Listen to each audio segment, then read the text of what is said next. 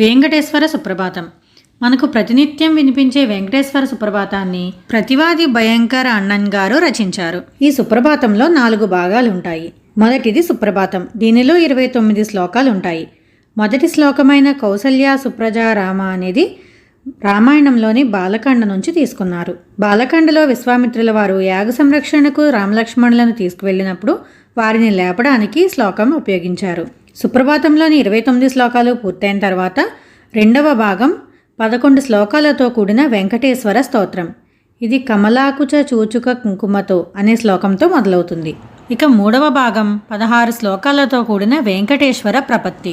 ఇక చివరిదైన 4వ భాగం మంగళాశాసనం. దీనిలో 14 శ్లోకాలు ఉంటాయి.